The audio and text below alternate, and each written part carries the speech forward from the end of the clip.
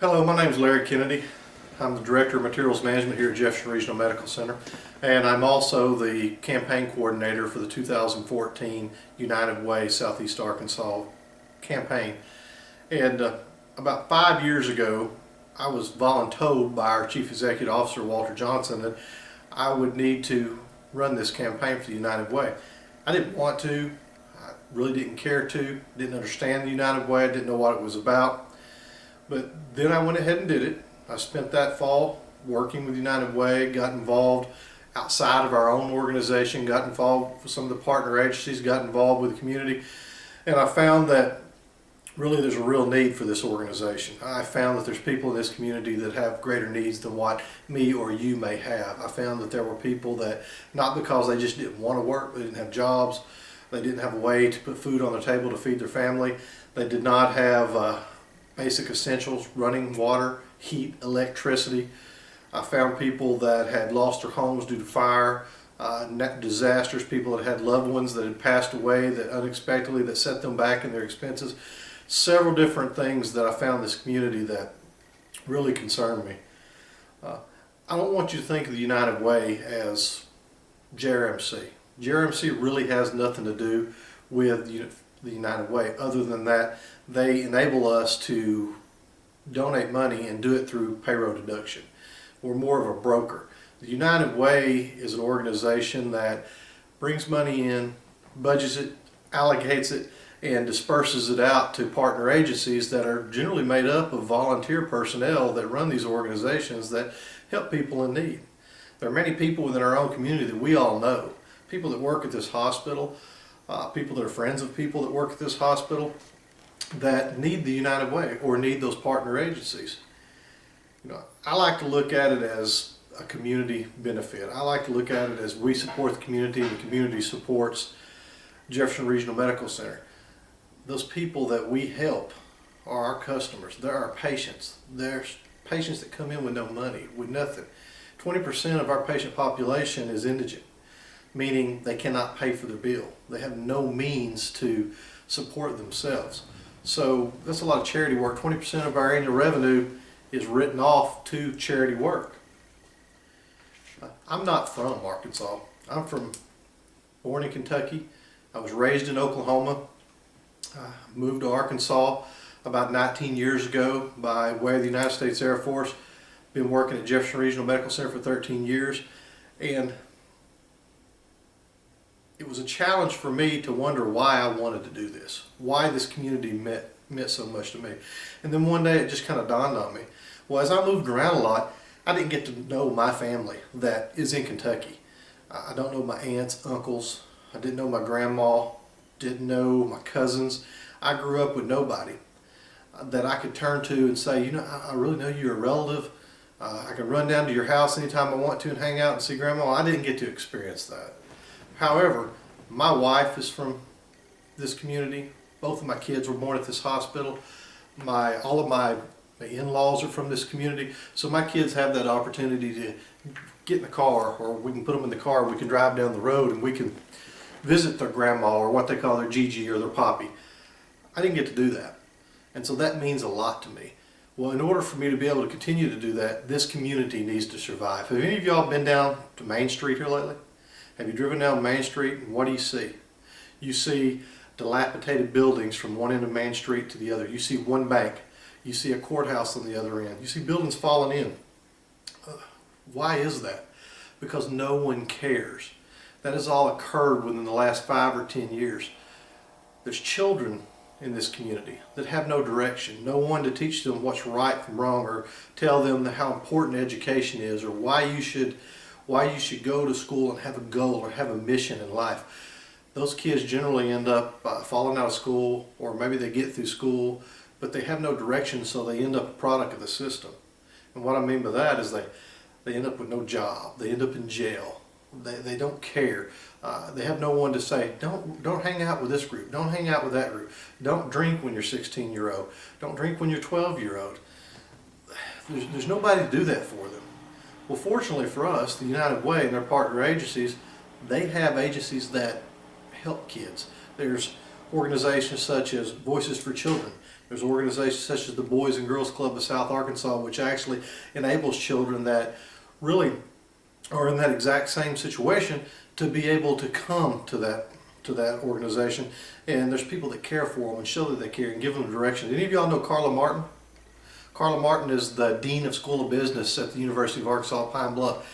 When she was little, she was basically in that category. She didn't have anyone to show her direction. She went to the Boys and Girls Club of Southeast Arkansas. They gave her a purpose in life. When she was old enough in junior high school and into high school years in college, she returned that by volunteering as she went through the Boys and Girls Club. And now look at her. She's a top official at a university. She gives every extra amount of time that she has back to children. And I'm talking about children a lot because we should all be concerned in our community about our kids, because they are our future.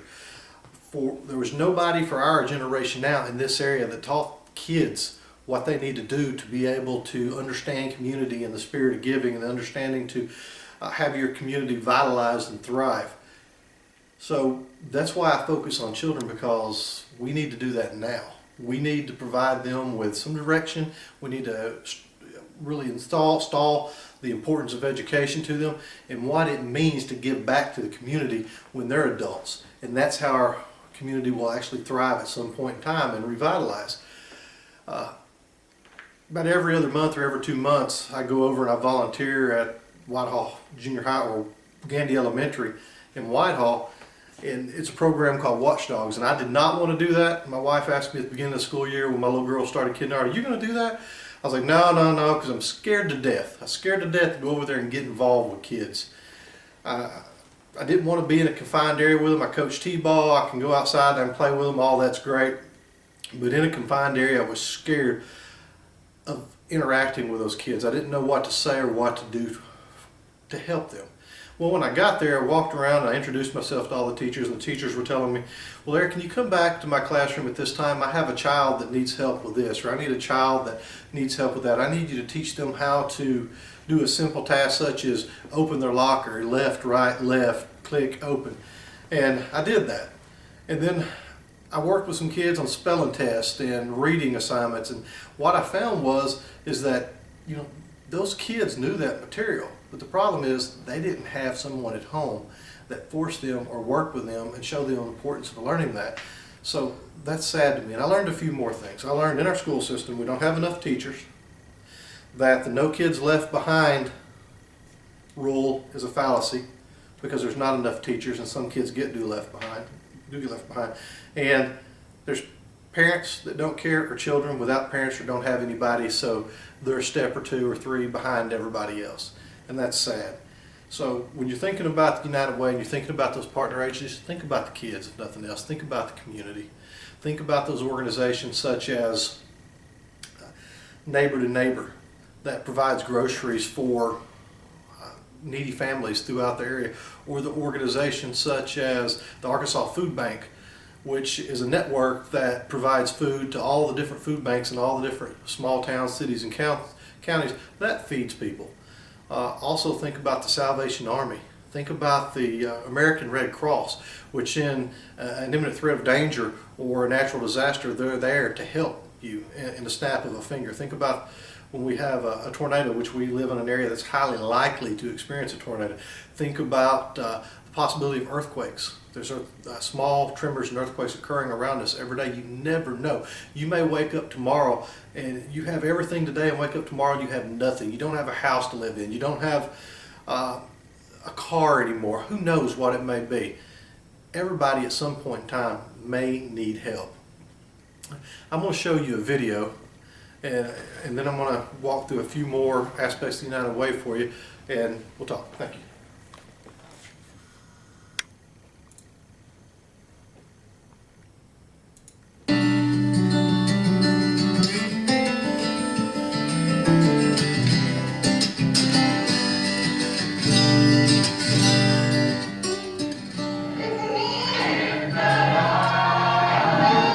Every now and then, Pastors Nathaniel and Angelia Thornton share the positive aspects of giving to their congregation at Bethlehem No. 2, near Star City.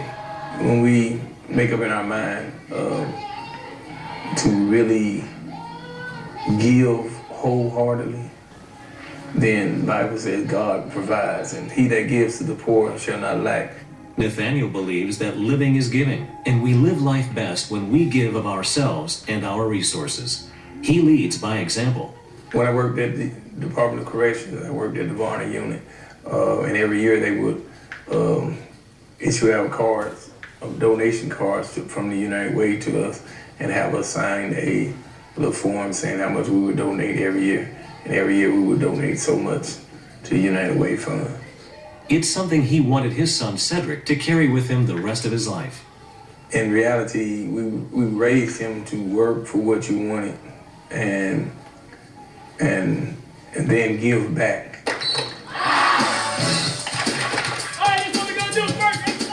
Cedric, a defensive end for the Philadelphia Eagles, is doing just that, giving back. In June, he held a free football clinic for kids in Star City. It's all about just giving back. That's all we are. We're missionaries. We're trying to give back. And that's why I hosted the camp here and let it be free. Let them know that it ain't all about the money. It's just something that I want to inspire them and let them know that they too have the opportunity to be successful too.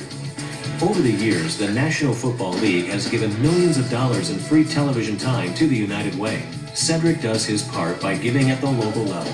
He wants to teach these young people that if they believe in themselves, they too can become champions and leaders in their communities. A champion starts within yourself. So, I mean, if you don't believe you can do it, then nobody else is going to believe you. You can do it. And once you take that and then you take that to other individuals, you inspire them to be winners too. So to be a champion, you have to win within. And then once you win within, then you have to encourage others to be winners too. So. Garrett Adams is a winner. You might remember he was born with a hole in his heart and had major heart surgery when he was 4 months old, resulting in severe seizures, which left one side of his brain underdeveloped. He went to Jenkins Memorial Center, a United Way partner agency, for therapy. I started going to Jenkins when I was 2 years old, and I went there for my social and speech. Being able to go to Jenkins, I was able to go to school and live a normal life.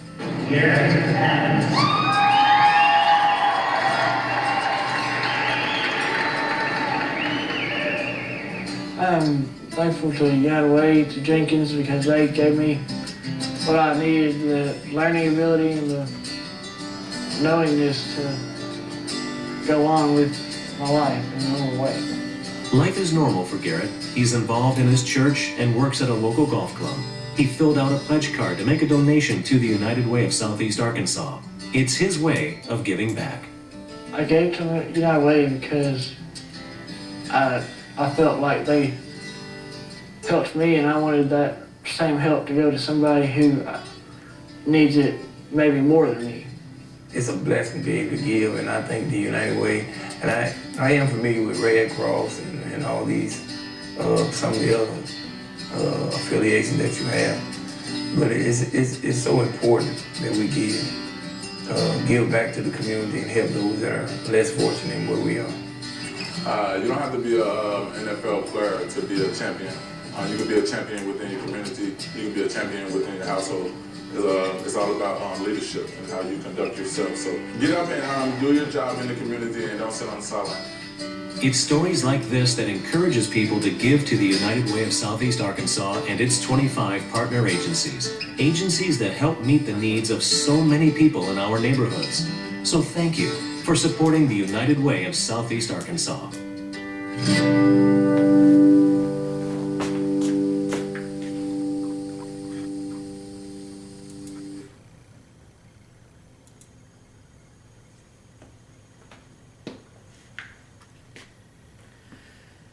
All right, you can see we have real people in our community with real needs, people that need your help. Garrett, I don't know if anybody here knows Garrett. If you haven't had the chance, he used to work at Brookshire's over on 28th Street, and I would actually run into him from time to time in there when I'd go in to pick up some milk or some groceries or something like that. Very nice kid, but when he was born, they had no idea that he would have issues that he had. They didn't know that he was going to have that heart condition when he was born. They didn't know that it would lead to a brain injury. They didn't know that he'd have problems learning. But a partner agency, the United Way, was able to help him.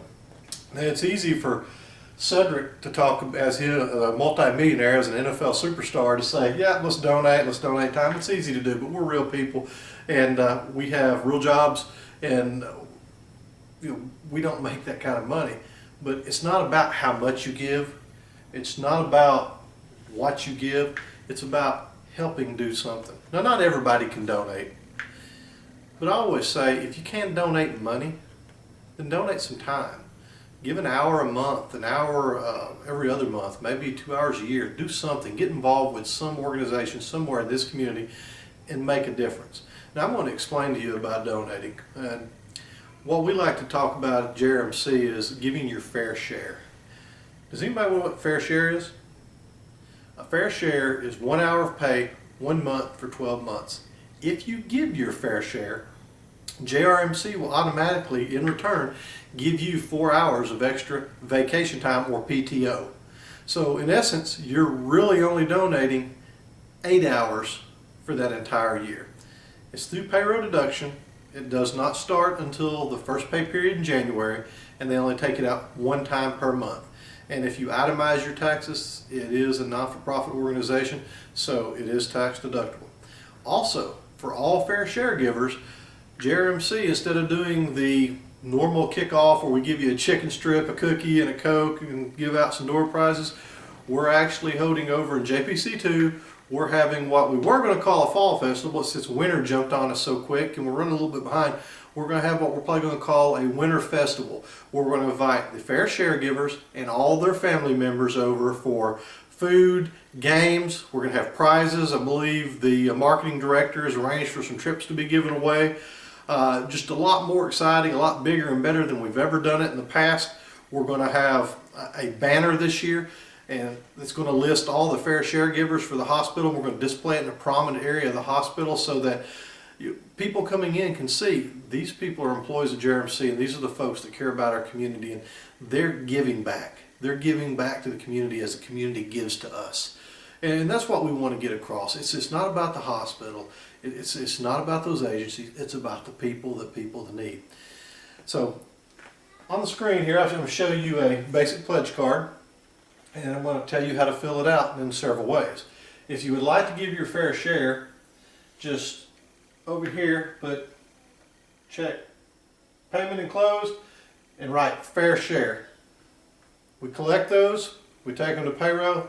The payroll clerk knows exactly what to do with those. They'll put them in the system, a program automatically runs, and they'll start deducting it in January. If you'd like to give anything else, just click on direct bill me, monthly, quarterly, whatever it may be, credit card, one-time payroll deduction, whatever you want to write on that card, we know what to do with it. And write in, I want to give $10 per pay period. You don't have to calculate it. $10 times 12 will be $120 or anything like that. Just write the dollar amount, and if you want to do it per pay or per pay period or per month, which is what it is, or if you want to do your fair share. It's a good cause.